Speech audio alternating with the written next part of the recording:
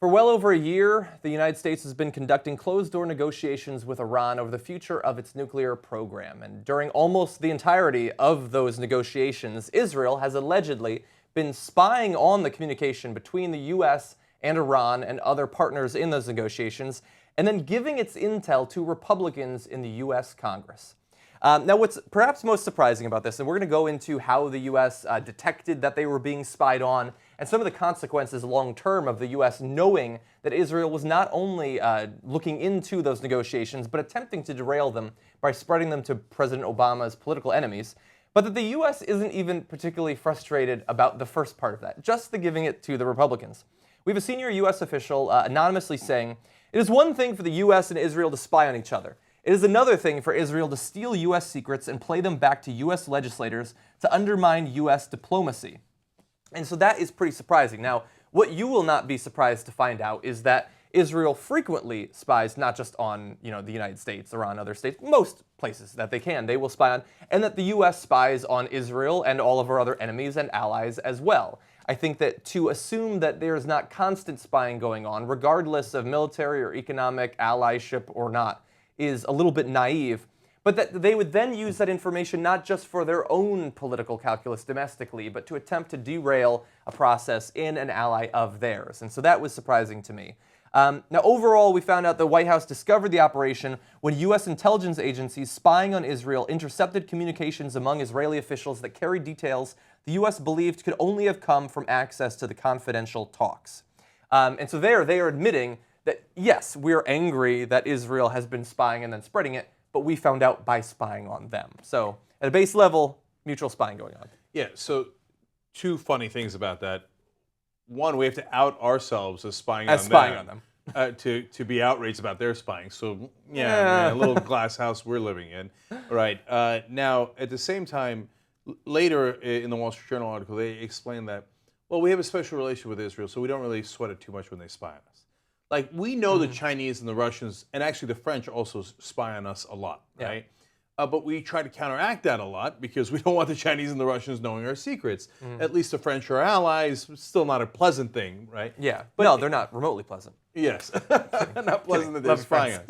Look, and so we're doing our own spying, yes, but for our own interests. You would think that you would be like, hey, you know what? I'm not that cool with you spying on me, especially because I'm the one giving you $3 billion a year. Yeah. Right? Yeah, and using, by the way, the beginnings technologically of their spying apparatus, we gave to them so that they could spy on countries like Iran. And they were like, oh, thank you very much. And then they turned it towards D.C. No, that's the part that would enrage me. Like, we gave them the ability to spy, and now they're spying on us with it. And they said, we just want to spy on Iran. Okay, I mean, come on, who's naive enough to believe that, right? So, now, they do want to spy on Iran, no question, right?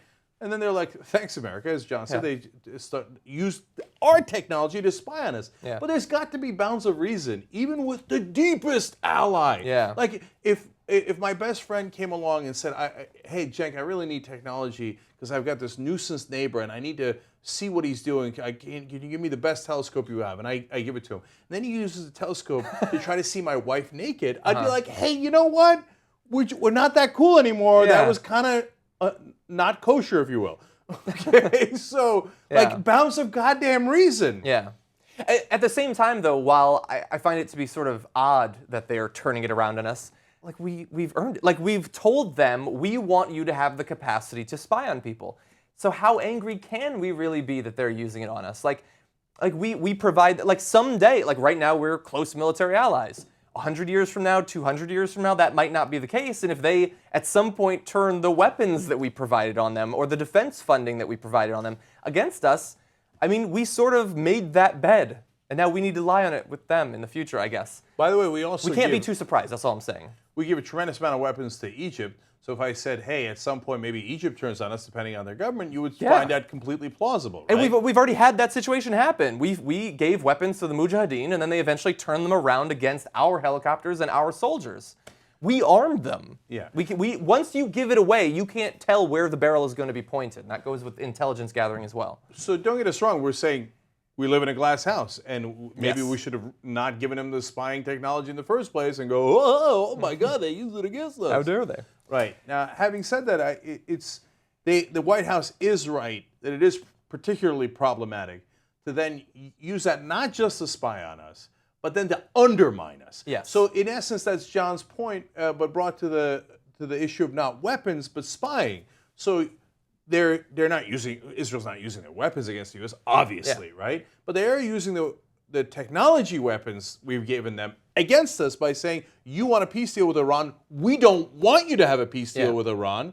We're going to undermine that peace deal. And at that point, by the way, we might have to use actual weapons, right? You might have to send actual soldiers to Iran. They might have to die for this cause. Yeah. But I'm going to undermine you anyway, given the tools that you gave me. Yeah. So thanks a lot.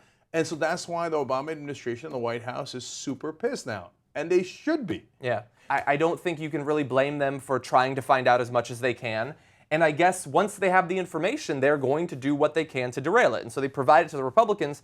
I'm frustrated with the Republicans for taking foreign intelligence to attempt to undermine the president. I mean, can you imagine if the Democrats took information provided by any country? Like, let's not even go to like Pakistan or something. If Germany provided information to Harry Reid and then he undermined George Bush's negotiations, can you imagine the heads exploding in D.C.? Well, here, let's go a little further in that same analogy.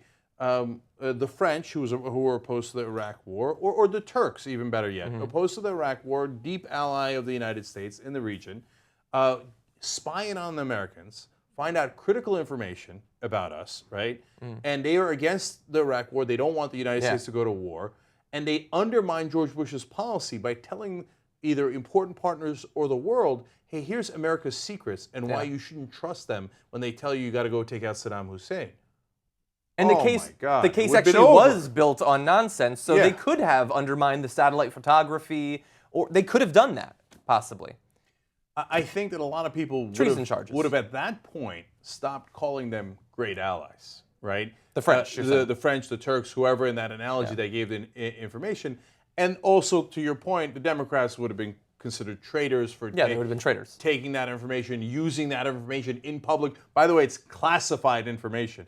I think there's a guy in hiding in Russia named Edward Snowden because he's a traitor and he's treasonous and he took classified information and shared it with people he shouldn't have. So are we now pursuing the Republican politicians who shared that classified information? Are we pursuing the Israeli ambassador, Ron Dermer? Are we pursuing Netanyahu? Yeah. Is Netanyahu going to have to hide in Moscow as well? I don't think so.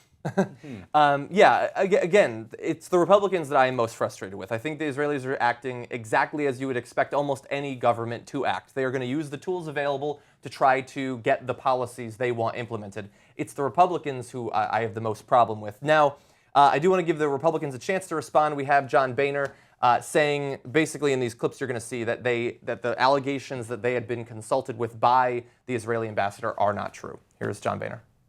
Speaker, there are reports, Wall Street Journal says that Israel was leaking information to Congress to derail the prospective deal with Iran. Did they tell you anything? Do you have any concerns? I read that story this morning, and frankly, I was a bit shocked because there's no information revealed to me whatsoever. Oh, no, of course not. No. Wait, how did you guys know how many centrifuges we were going to negotiate with Iran about? Like the amount of centrifuges they would get to keep in the final settlement and the type, that we proposed. How did you know that? I'm shocked. Yeah, shocked and saw it on Reddit. Perhaps not. So the Israelis, a couple of senior Israeli officials said that they had not conducted the spying, even though we understand that both groups are spying against each other. And Ron Dermer has said that they had had meetings with the Republicans. The Republicans are going to deny it, of course. And look, the fact that they knew about the number of centrifuges like that doesn't even bother me as much. It's the fact that the information that was being shared with the Republicans was fundamentally flawed. They were not providing all of the information. So, for instance, they would leak to the Republicans, here's the number and type of centrifuges, which by itself sounded scary, but not that some of the extra concessions that were being forced onto Iran, for instance, that they would operate in a low-speed mode that would not effectively produce fissile material.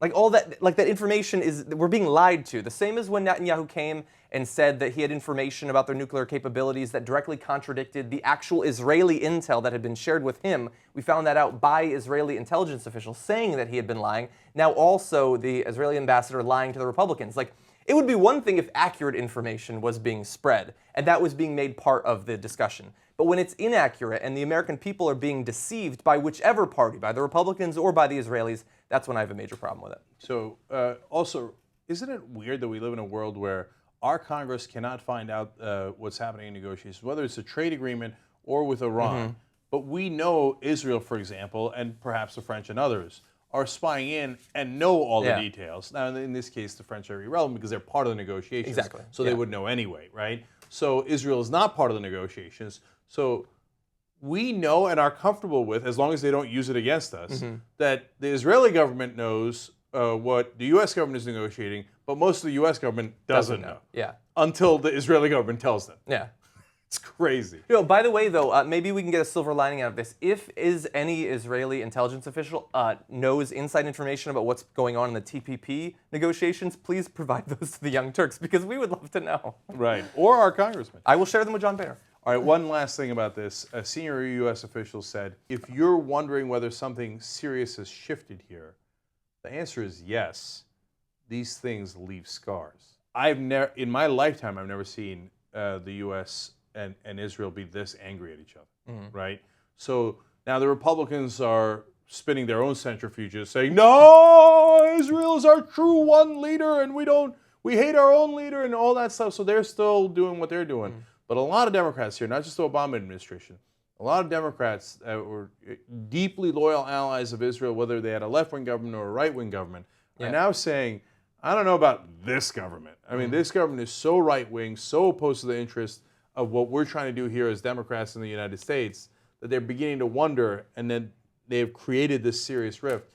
And if you love Israel, that is not a good thing, right? If you want to protect Israel, you don't want a government that has alienated half of America. That's a bad strategic move.